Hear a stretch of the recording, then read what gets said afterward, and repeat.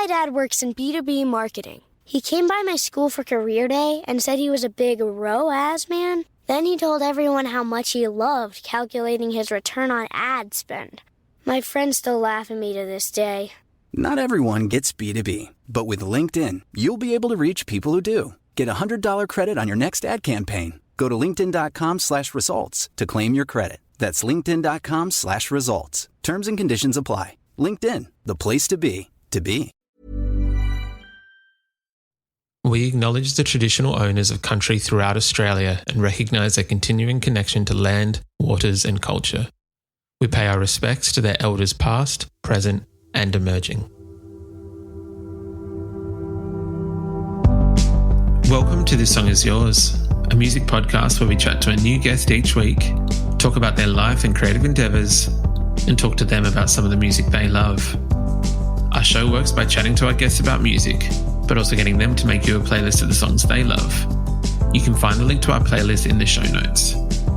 Welcome to episode 85. I'm your host, Simon Fink. Our guest today is Perfect Moment. The new project from Australian singer-songwriter Alex Gow are releasing their debut record this October. In today's episode, we're talking with Alex about the freedom in starting again, what this means for Oh Mercy, and One Guitar, his brilliant new podcast. Here we go. Our guest today is a well-known name within the Australian music industry. Some might know him from his work with Oh Mercy, and some might know him from his new project, Perfect Moment, who is set to release their debut record, KANGOUROU, on October 8th. Please welcome to This Song Is Yours, Alex Gow. Good morning, sir. How are we? I'm great, Simon. Thanks for having me. No, my absolute pleasure. Thank you very much for coming on. Where are you joining us from today? I'm joining you and your listeners from my house in Princes Hill in the inner north of Melbourne. Oh, beautiful. Yeah. What's the weather like in Princes Hill today? Sunny, but cold in that lovely spring way. Melbourne wears spring and winter really well, I think. It's a very pretty time of the year. Wattle out and camellias and magnolia, and I've got that all just on my street. So yeah, feeling pretty lucky, and I don't mind the chill. Nice. We are chatting today for a myriad of reasons, and I'm not really sure which one to pick first because there is heaps going on in your life at the moment. There's plenty going on, but I figured we'd start with Perfect Moment. Okay, sweet. Congratulations. You released the single, I think, last month or so, and we've got an album in the next few weeks. This is very exciting. Yeah, so last year I made a Perfect Moment EP, and as you mentioned, I released another single about a month ago, and in under a month I'll have the debut LP out, which is called KANGOUROU, and it has a couple of songs off the EP and 8 new songs. It's going to be great to have it out, Simon. I finished it last Christmas, and for a bunch of reasons it's taken a little while to come out, but in the end it's worked out quite nicely because it's kind of serendipitous. It's coming out at the same time as my podcast, which means that I get to talk to people like you about both. It is. Well, yeah, I feel very lucky to be able to talk to you about both. Firstly, I'm glad that you said the title. The spelling does slightly deviate from the normal spelling, and I was worried that I would make a bit of a fool of myself. So thank you for Pleasure. I did that on purpose, and I figure I'm going to have to do that into the future. Listen, the record is called KANGOUROU, but it's spelled in the French, which is KANGOUROU, which visually looks wonderful in capital letters, and aesthetically and artistically it's fairly tongue-in-cheek. It's kind of, I feel like it represents the audacity of the entire record. Having an Albert Tucker painting, one of Australia's most loved modernist painters, along with the name KANGOUROU but spelt in the French, just kind of makes me grin. And if it makes me grin, then I'm on the right track. Yep, I can respect that. I guess the first thing I was curious about, because most people would know you from your work as Oh Mercy, some fantastic records over the years, and I feel that you didn't, like, Oh Mercy never kind of was set in one lane. Like, you weren't afraid to, you know, change the sound a little bit, try different things. I think that the painting I can see, or picture I can see behind you of Great Barrier Reef, that one, yep, beautiful, great record, one of my favourite Australian records. And then into Deep Heat, like, that sonic change wasn't. Oh well, there was a sonic change. So I'm curious why a new project or new name kind of has come about. Yeah, I battled with that a little. Battle's a bit over the top, but I was aware of that too. So I guess the question is, what warrants a change of project name now when a change of sound has never warranted a change of name previously? Yeah, Oh Mercy's records from one to the next have been quite different, and nothing's changed here. I've found a couple of ways to answer that. I've never had a record that is entirely made up of drum machines. You know, there are no analog drums on this record. In fact, those of you who use Pro Tools and understand what MIDI is, when you open up a Pro Tools session and go into MIDI, Pro Tools comes with this software called Expand, which no one really uses because I suppose they just figure that those sounds will be ubiquitous and to be avoided. But if you go in there and go to the dance drum kit setting, there's a kick and a snare that sounds pretty good. And I just used it for the entire record, right? Originally, I was using it for the demos because that's what one does when they're making demos. They use drum samples. And I just kind of liked it. And so I built the entire record around this electronic sound. And it felt fundamentally different to anything that I had done before. Lastly, there's this idea that I made 5 Oh Mercy records in my 20s. And 5 isn't an even number, I understand that, but it feels like an even kind of complete amount of records. And I also have this weird, maybe I could try a little harder than this. I have this fear that I'm beating a dead horse with Oh Mercy records. I'm not very good at marketing myself and jumping in people's faces and saying, listen to this is important. There's so much more important music and even just current affairs to be paying attention to, let alone a white male straight guy's 6th record, you know? So I just didn't feel like I had the mandate or the right or any of the above to kind of get back into people's faces and plant my hands on their shoulders and give them a shake and say, listen to me again. I felt like I had a fair enough go at that. And so therefore a new project name and starting from scratch more or less gave me an opportunity to kind of operate in the shadows, and people can come and find me if they want, but I just felt like it was less of a boisterous way to go about things. So that, adding the drum machine, adding this idea that 5 Oh Mercy records felt like a nice package.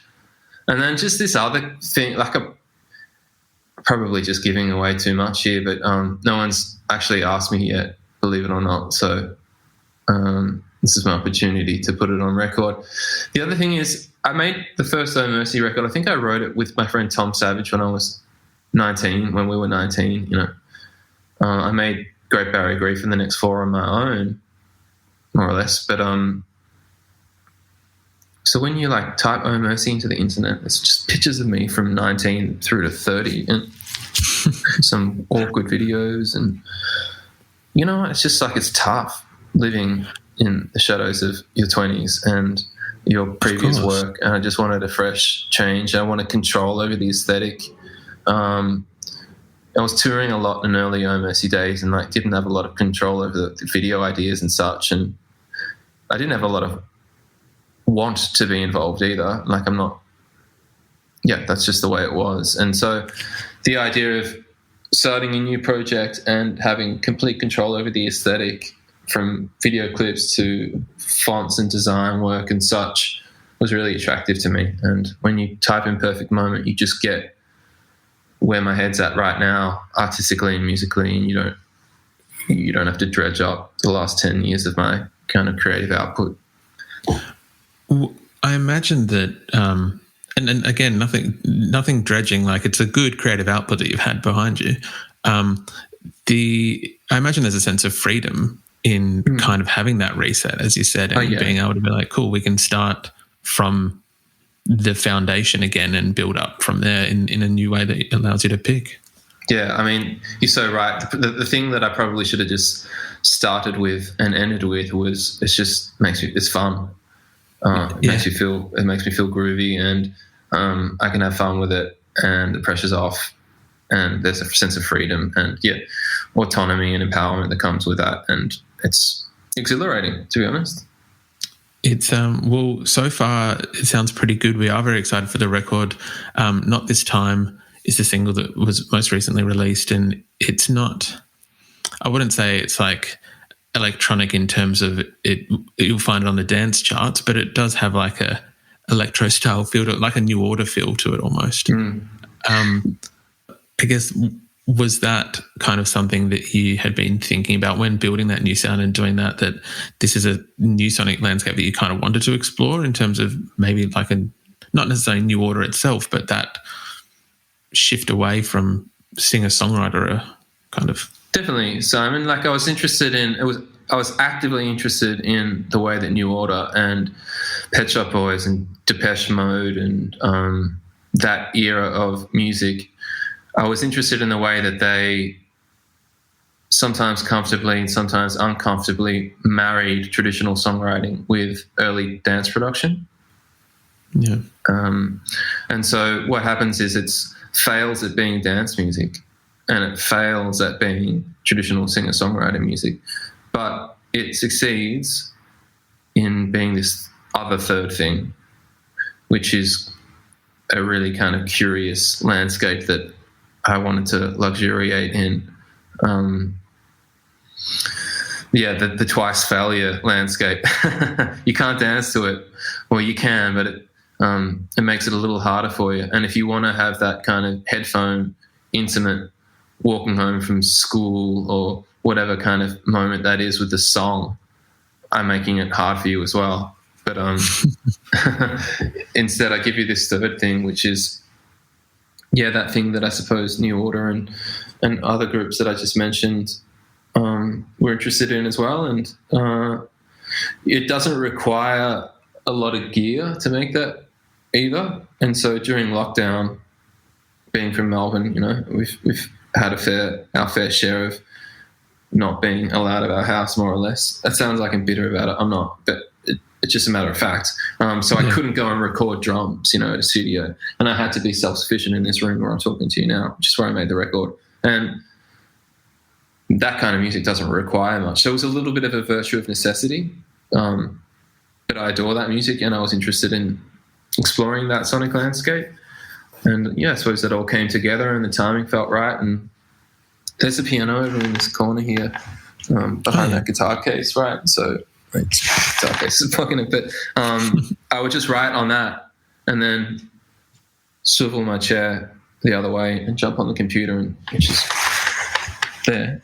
And that's the little mark I sang on, and I just made it work. I wrote it on the piano, introduced the drum machine, played the piano, sung it, got rid of the piano, and started building the tracks up. And so I could do it all in here. I'm really curious because I know that Not This Time was, I think, other than maybe the saxophone, was written, performed, and produced all by yourself. Was that, I guess, obviously, possibly out of necessity with lockdown and how everything was playing out in the last 12 to 18 months, but was that something that you were previously doing with Oh Mercy as well? Or is this kind of Yeah, like for instance, the record When We Talk About Love, that was all me. I played the drums and bass and piano and obviously sung that, all the guitars. And so I knew I was able to do that. The final Oh Mercy record was similar, except I brought in Donny Benet to play the bass and Lawrence Pike to play the drums. And I've always been capable as a multi-instrumentalist. My ability on the piano and the drums and the bass guitar is similar to my ability as a guitarist and a vocalist, which is that I'm certainly not a singer or a guitarist guitar player, but I can communicate. I know enough to communicate, with those instruments. Yeah. So, virtual necessity, lockdown, sure, but also I knew what I was doing.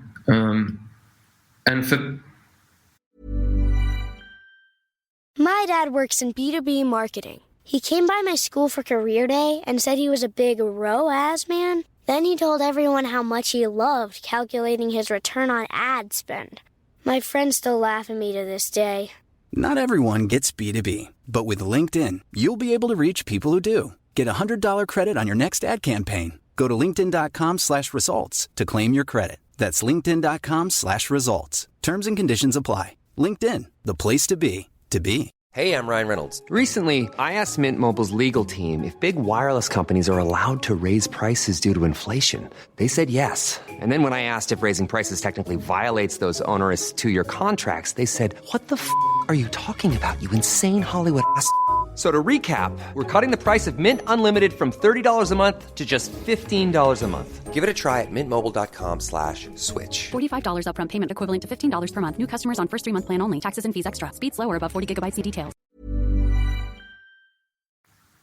Music production and music writing has to be fun for me. Otherwise I wouldn't do it, which you could probably tell from the way that I danced around in genres in inverted commas in No Mercy. I always had to make it fun and exciting for me. And part of that excitement comes from the performance of the recording. I know that someone else could play the bass better than me, and I know that someone could play keyboards and synths better than me. But why would I dilute the fun? I don't want to share that with anyone else, because I can do it myself, and it's the best bit about making music for me. So I wanted to do it on my own and half capable, and lockdown. That plus that equals perfect moment, I suppose. Yeah, no, that's very fair. Can we expect, I guess, in the live setup, what are you thinking? I'm not. You don't strike me as like a one-man band kind of guy when it comes to a live show. Drums taped to your back. What? I guess firstly, can we expect for a perfect moment live aspect once we are able to tour and music again? I've been thinking about it, like just starting to think about it. Prior to that, I haven't really dared to dream, on account of, you just open your phone and you see your mates cancelling gigs and rescheduling and cancelling the rescheduled gigs, and it's demoralising. But I guess now that the record's coming out soon, I've allowed myself to begin to think about it.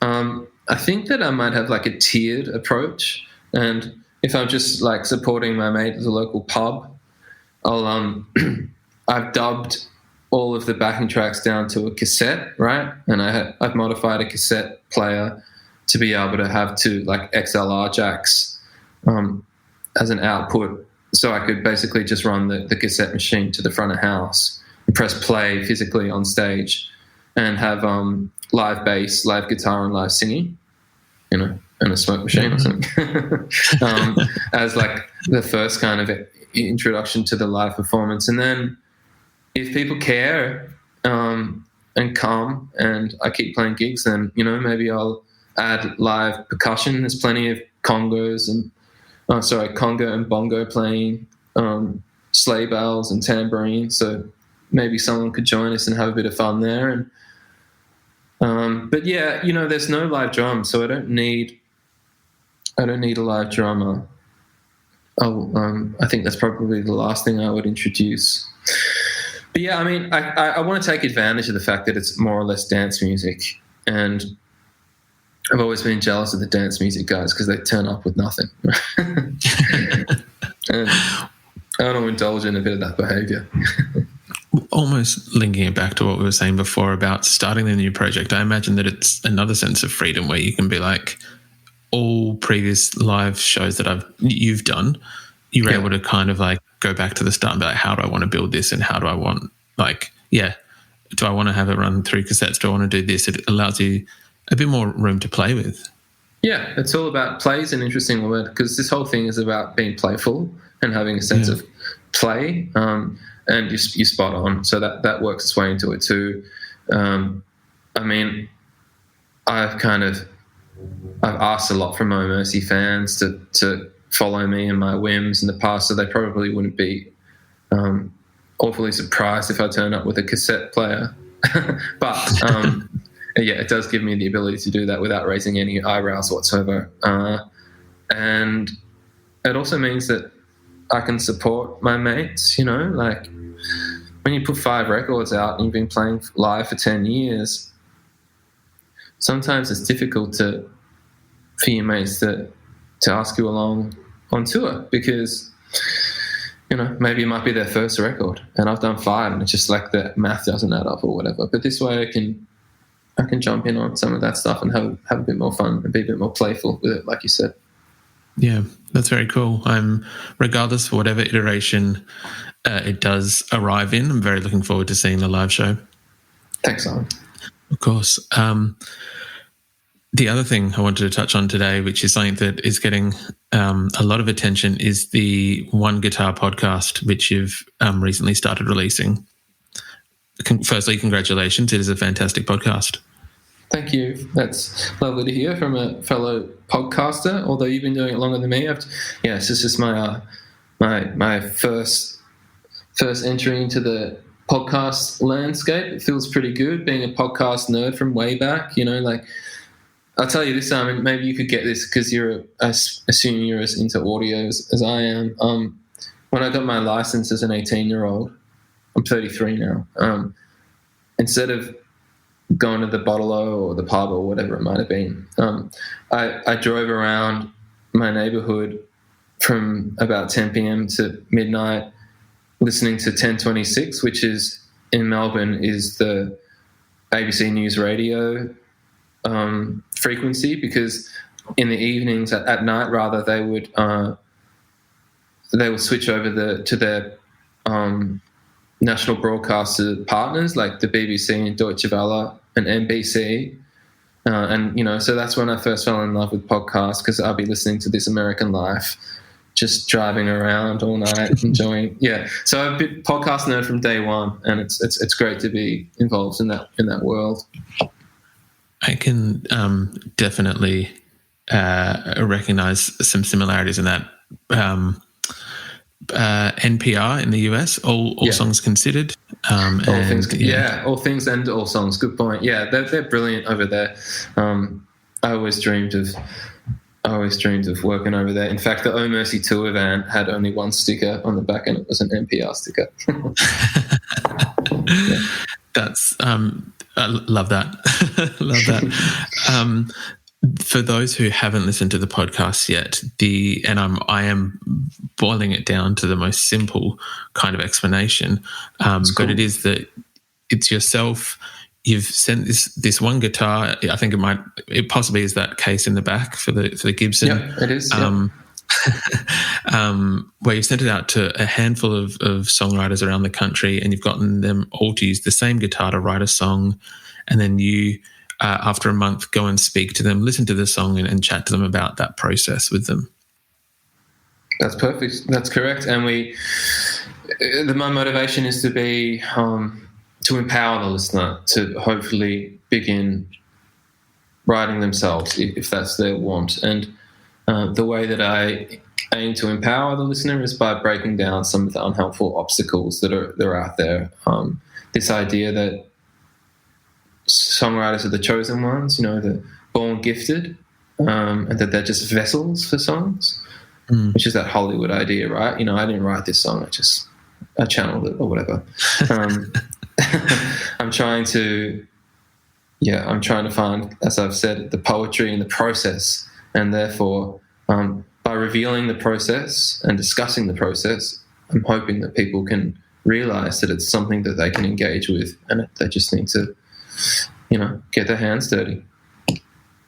It's a fascinating listen so far. There are only 2 episodes out at the moment, and they're, I believe, every Monday they come out at the moment. That's right. Yeah. So far, we've got Johnny from DMAs and Mr. Bernard Fanning, who I think it is a really fascinating, as he's kind of said, look at demystifying that. And I know you speak about demystifying it with Bernard, but even just in the episode so far, it kind of does show you these elements of these musicians that you might not have ever known. Like, I had no idea that DMAs would have had a history with bluegrass. No, it's incredible, isn't it? Yeah, that kind of shocked me. When you were building this project, what was something you were looking for in your guest list or your episode guests? I can't think of a better word. Guest list is a good one for it. Yeah. Okay. So it's an interesting question for me. Sometimes I feel a little bit yucky and guilty for calling up my most well-known, like, famous mates, but this is how I make it work. This is how I sleep at night. Is that I wanted to give it every chance of success, so as that next season I can introduce some more up-and-coming songwriters, and I'll already have an audience and people will listen. Yeah. I made 5 Oh Mercy records, and I know that it's a battle to get people to pay attention. Even with, I think some of those records are pretty good.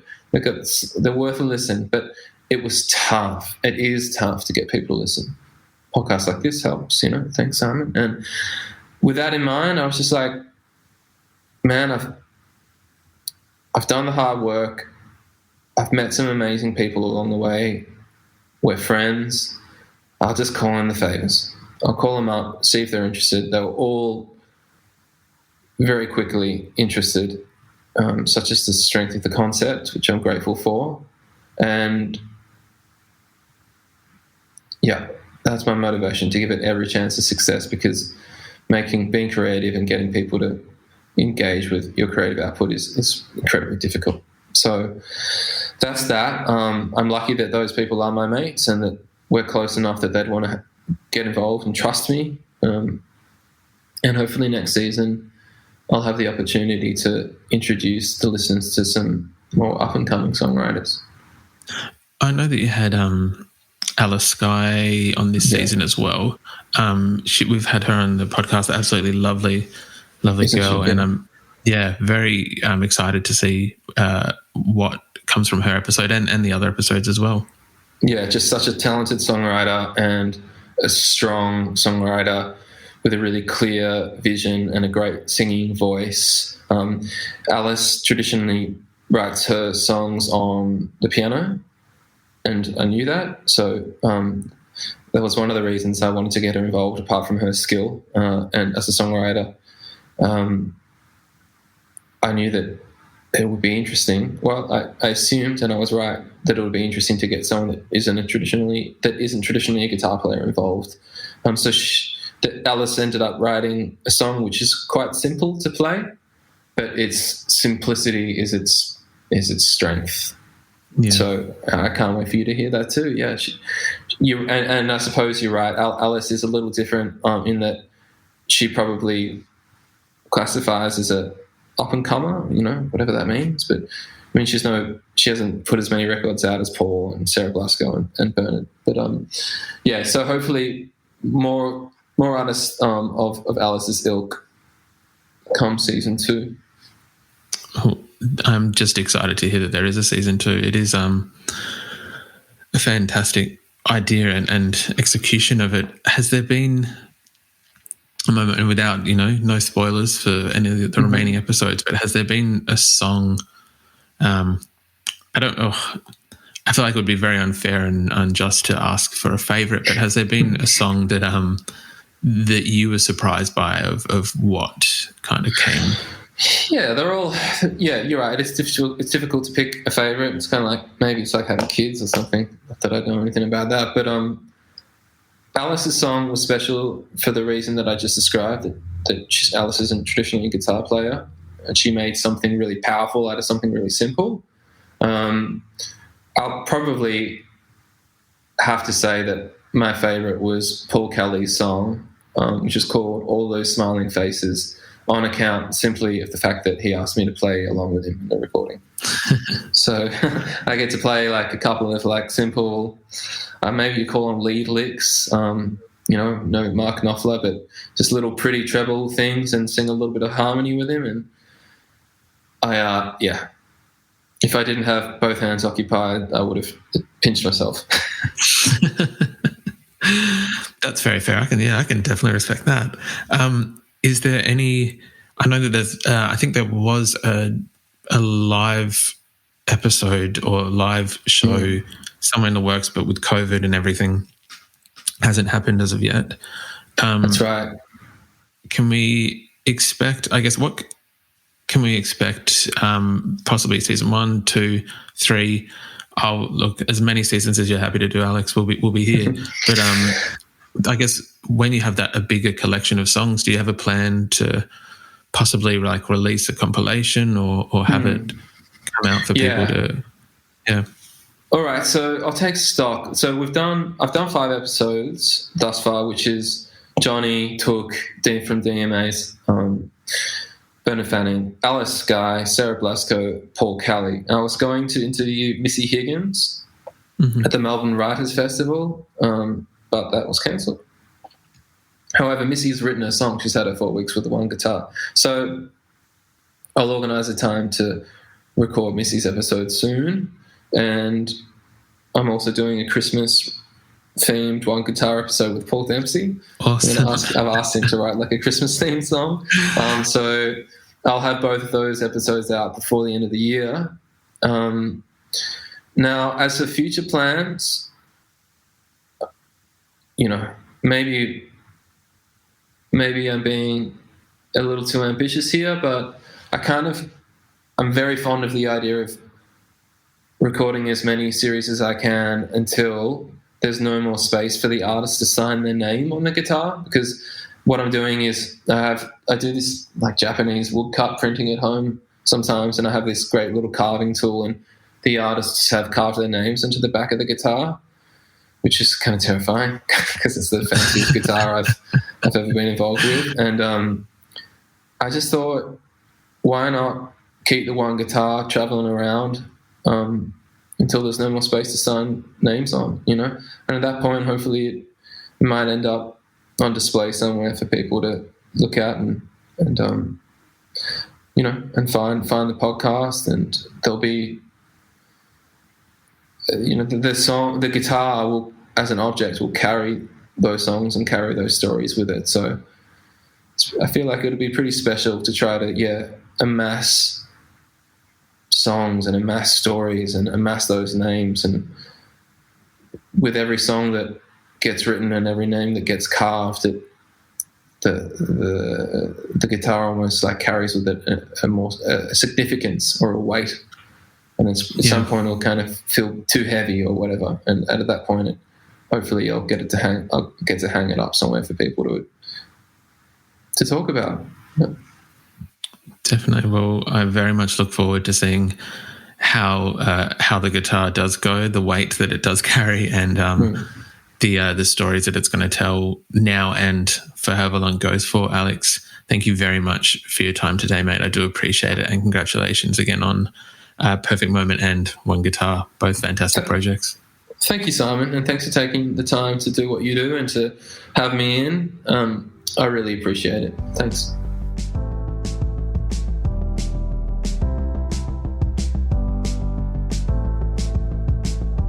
And that's our show. A massive thank you to Alex Gow for his time. Not This Time is out now, and we've left links in the show notes if you'd like to pre-order Kangaroo or listen to the One Guitar podcast. We also want to give a huge shout out to Tiarne at Morse Code PR for helping out with today's interview. You can find a link to our Spotify playlist in the show notes, where you'll be able to listen to all of our guests' picks. If you like this show, please subscribe wherever you get your pods and stay up to date when new episodes are released. We release new shows each Thursday and Friday morning, with guest playlists streaming on Spotify at the same time. You can follow the playlist profile on Spotify. You can follow us on Instagram, Facebook, and TikTok. Until next week, cheers.